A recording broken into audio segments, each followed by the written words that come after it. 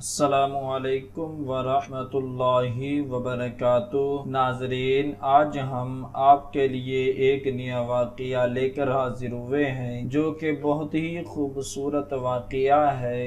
یہ واقعہ شہادت حضرت امام حسین رضی اللہ تعالی عنہ شعبان 4 ہجری کی پر نور روشن اور حسین صبح خاتون جنت جگر گوشہ رسول سیدات النساء فاطمہ الزہرا کے گھر سے آنے والی مسحور کن خوشبو مدینہ طیبہ کی مقدس فضاؤں کو مزید معطر کر رہی ہے۔ آج اللہ نے انہیں ایک اور عظیم فرزنددار جمن سے نوازا ہے۔ ولادت با سعادت کی اطلاع پا کر امام الانبیاء حضرت محمد الرسول اللہ صلی اللہ تعالی علیہ وسلم ساقی کوثر بیٹی کے گھر تشریف لائے، لاڈلی بیٹی کو پیار کیا، پھر جگر گوشہ علی رضی اللہ تعالی عنہ بطول کو گود میں لے کر کانوں میں اذان دی اور دعاؤں کے انمول تحفوں کے ساتھ اپنا لعاب مبارک نو مولود کے دہن میں داخل فرمایا۔ 7ویں دن حضرت علی مرتضی رضی اللہ تعالی عنہ نے حقیقہ فرما کر حرب نام تجویز کیا،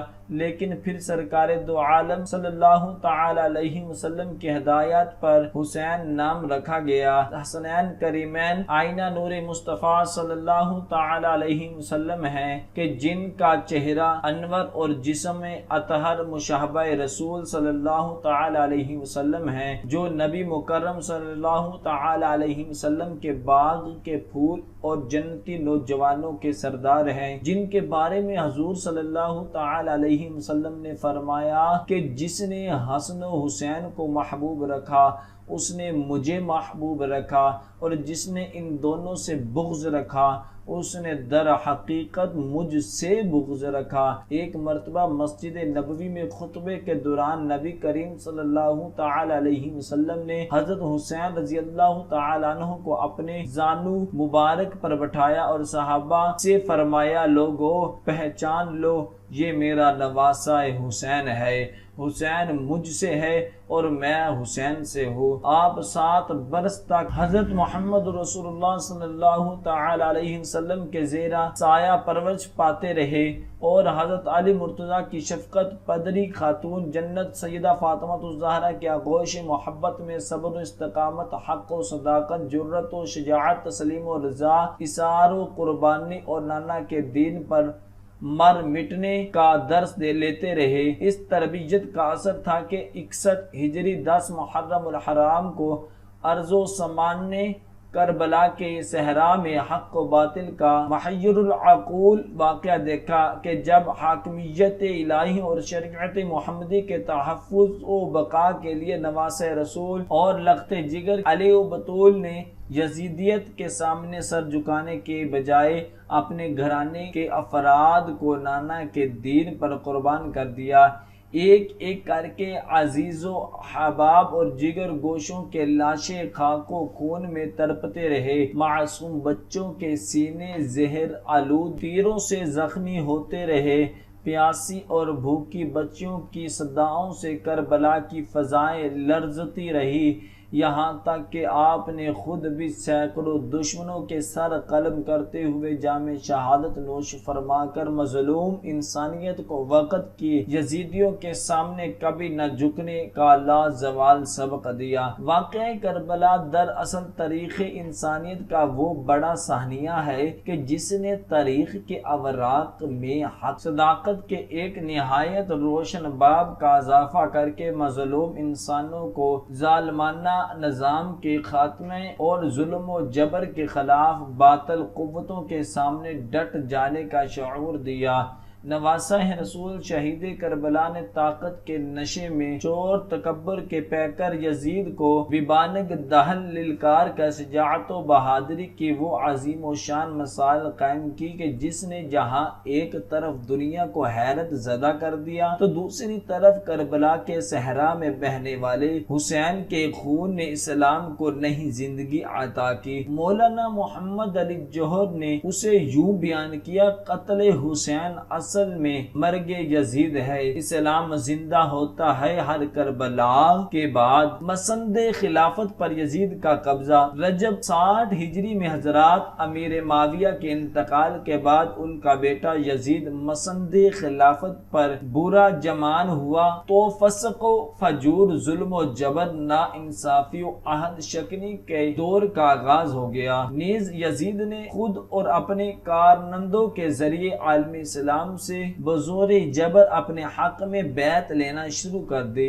اس وقت مدینہ منورہ میں یزید کا چاچا زاد بھائی ولید بن عقبہ گورنر تھا۔ یزید نے اسے ایک مختصر سا حکم نامہ ارسال کیا جس میں تحریر تھا کہ حسین ابن علی، عبداللہ ابن عمر اور عبداللہ ابن زبیر کو بیعت اور اطاعت پر مجبور کیا جائے، اور اگر وہ نہ مانے تو ان کے ساتھ پوری سختی کی جائے یہاں تک کہ تینوں بیعت کر لیں۔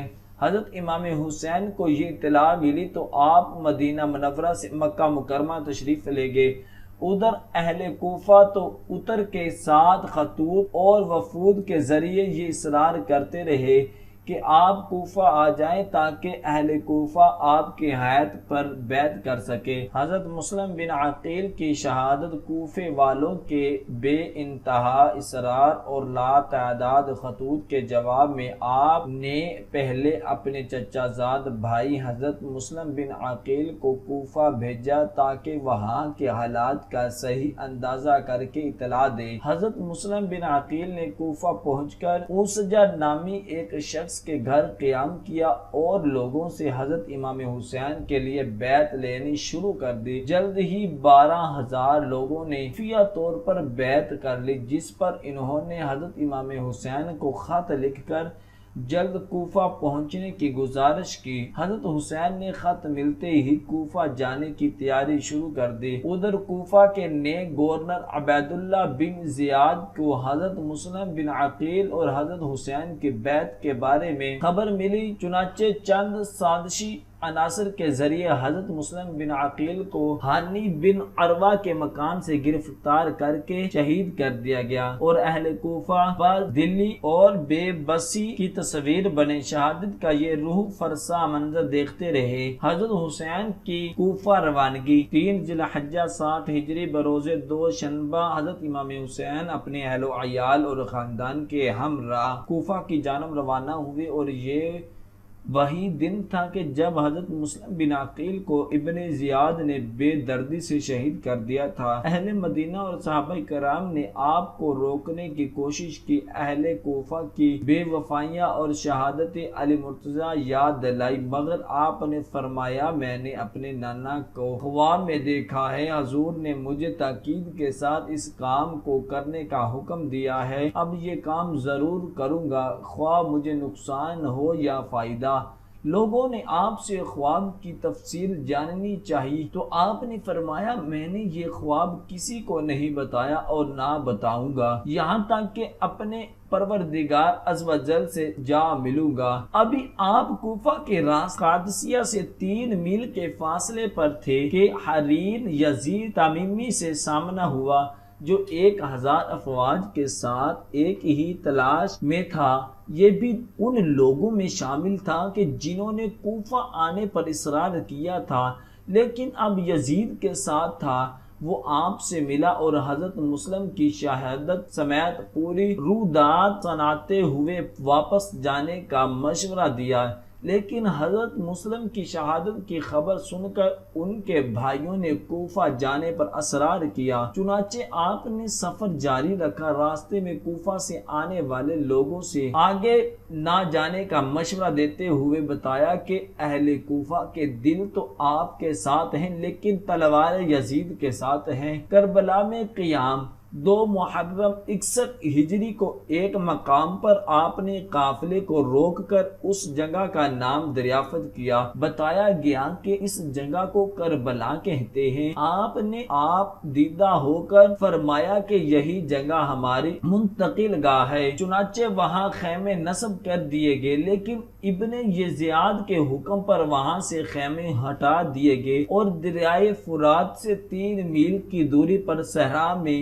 لگا دیے گئے کہ جہاں دور دور تک پانی کا نام و نشان نہ تھا۔ کربلا میں عمر بن سعد 4000 فوجیوں کے ساتھ آپ کے محاصرے پر مامور تھا۔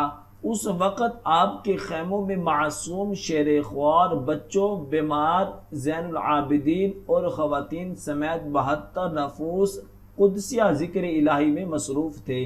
حضرت حسین نے عمر بن سعد کے سامنے 3 شرائط رکھی۔ نمبر 1، مجھے واپس مکہ یا مدینہ جانے دیا جائے۔ نمبر 2، کسی سرحدی مقام کی جانب نکل جانے دیا جائے۔ نمبر 3، یزید کے پاس دمشق جانے دیا جائے تاکہ اپنے معاملات طے کر لو۔ عمر بن سعد نے شرائط ابن زیاد کو لکھ کر بھیجی، لیکن اس نے یہ تینوں شرائط قبول کرنے سے انکار کرتے ہوئے حکم جاری کیا کہ حسین بن علی کو فوراً گرفتار کر لیا یا پھر جنگ کر کے ان کا سر کاٹ کر بھیج دو۔ اس کے ساتھ ہی اس نے ایک سفاک شخص شمر ذل جوشن کو نیا سالار بنا کر بھیج دیا۔ خاندان حسین کا پانی بند۔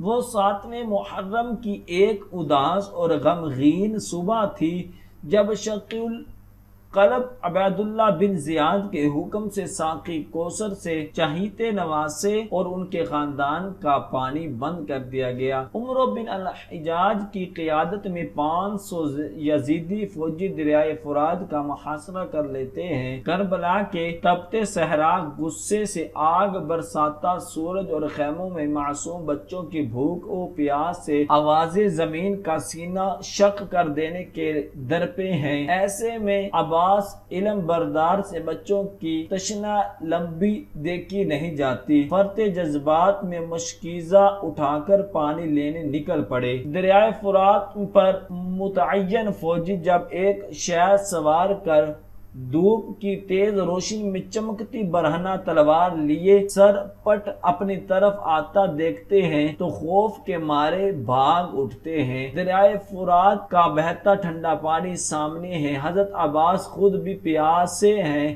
لیکن صرف مشکیزہ بھرتے ہیں کہ پہلے معصوم پیاسے پانی پی لیں۔ ابھی مشکیزہ لے کر خیمے پر پہنچتے ہیں کہ تیروں کی برسات سینے اور مشکیزے دونوں کو گھائل کر دیتی ہے۔ پانی معصوموں کے حلق کو تر کیے بغیر ہی بہہ جاتا ہے اور سیدنا عباس علم بردار شہادت کا مرتبہ پا کر جنت کو صدارتے ہیں۔ حضرت امام حسین کو یقین تھا کہ اب شہادت کا وقت بہت قریب ہے، چنانچہ آپ نے اپنے رفقا سے فرمایا، اے میرے جانثار رفقا، یزید کی فوج صرف میرے خون کی پیاسی ہے۔ تم لوگ یہاں سے جس طرف مناسب سمجھو نکل جاؤ، مگر آفرین ہے حسین کے ان پیاروں پر۔ اس وقت ہر شخص نے آپ کے ساتھ جام شہادت نوش کرنے کا عزم کیا۔ یوم عاشور، شب عاشور، سیدنا حضرت حسین خیمے کے دروازے سے ٹیک لگائے بیٹھے ہیں۔ ہلکی سی اونگ آ جاتی ہے، بیدار ہوتے ہیں تو حسین چہرہ 14ویں کے چاند کی طرح منور ہے۔ ہلکی سی مسکراہٹ نے فضا میں پھول بکھیر دیے ہیں۔ رفقا سے فرماتے ہیں کہ نانا صلی اللہ تعالی علیہ وسلم خواب میں آئے تھے، فرمایا کہ حسین اب ہم سے ملنے کی تیاری کر لو۔ راہ حق کے متوالوں کی پوری رات عبادت میں گزاری۔ صبح آپ نے یزید فوج کے سامنے ایک پرجوش اور ولولہ انگیز تقریر کی، اے لوگو، تم جانتے ہو کہ میں رسول اللہ صلی اللہ تعالی علیہ وسلم کا نواسا، حیدر کرار کا نور نظر اور ایک خاتون جنت کا لخت جگر ہوں۔ تم واقف ہو کہ رسول اللہ صلی اللہ تعالی علیہ وسلم نے ہم دونوں بھائیوں کو جنت کے نوجوانوں کا سردار بتایا ہے۔ تم سب نے مجھے خط لکھ کر بلایا، اب تم پھر چکے ہو۔ میں ابھی بھی چاہتا ہوں کہ تم مجھ سے جنگ نہ کرو اور مجھے اپنے رفقا سمیت مکہ یا مدینہ واپس جانے دو۔ اس تقریر سے متاثر ہو کر حرب بن یزید تمیمی نے اپنا گھوڑا آگے بڑھایا اور حضرت امام حسین کے ساتھ کھڑا ہو گیا۔ شمر ذل جوشن نے جب یہ منظر دیکھا تو اسے فکر ہوئی کہ فوج میں بغاوت نہ ہو جائے۔ اس نے عمر بن سعد سے کہا کہ اب دیر نہ کرو۔ عمر بن حضرت امام حسین کی جانب پھیلا، تیر پھینک کر ثانیہ کرب و بلا کا آغاز کیا۔ لشکر حسینی سے سب سے پہلے آپ کے ساتھیوں بری ہمدانی، آبی شاکری، نافیہ بن حلال، حبیب بن مظاہر اور دیگر نے میدان جنگ میں داد شجاعت دیتے ہوئے جامع شہادت نوش کی۔ اب اقربا کی باری ہے۔ اون محمد، جعفر و قاسم، علی، عبداللہ غرض ایک ایک کر کے سب آتے رہے اور جنت کو صدارتے رہے۔ شہادت امام علی مقام آخر میں لگتے جگر علی اکبر ہاتھ میں تلوار پکڑے آگے بڑھے، والد محترم کو مسکراتی نگاہوں سے الوداعی سلام کیا اور دلیری سے مقابلہ کرتے ہوئے شہید ہو گئے۔ خیموں سے رونے کی آوازیں بلند ہوئی تو حضرت امام حسین نے جا کر فرمایا تمہارے رونے کی آوازوں سے یزید کے فوجی خوش ہوتے ہیں۔ سامنے ہی 6 ماہ کے علی اصغر لیٹے تھے، گود میں اٹھایا اور باہر آ کر کہا دیکھو یہ معصوم 3 دن سے پیاسا ہے۔ ابھی الفاظ بھی پورے نہ ہوئے تھے کہ ایک تیر آیا، شہزادے نے باپ کے ہاتھوں میں دم توڑ لیا۔ اب حضرت حسین تنہا رہ گئے تھے، لشکر یزیدی نے چاروں جانب سے گھیر لیا تھا۔ امام علی مقام نے آسمان کی جانب دیکھا، شمشیر حیدری کو دانے ہاتھ میں پکڑا اور نعرہ تکبیر بلند کرتے دشمنوں پر ٹوٹ پڑے۔ شمشیر حسینی خوف زدہ فوجیوں سے سر قلم کرتی میدان جنگ میں چاروں جانب چل رہی تھی کہ اچانک کہیں دور سے اذان کی آواز آئی۔ حضرت امام حسین نے ہاتھ روک لیا اور بآواز بلند نماز پڑھنے کی مہلت مانگی، اور یہی وہ لمحہ تھا کہ جب شمر کے جوش دلانے پر مالک کندی نے دوش نبوی کے شہر سوار پر ایسا کاری وار کیا کہ تلوار کلاہ مبارک کو کاٹتی ہوئی کاسہ سر تک پہنچ گئی۔ خون کا فوارہ پھوٹ پڑا اور سارا بدن خون کے چھنٹوں سے لا الہ احمر ہو گیا۔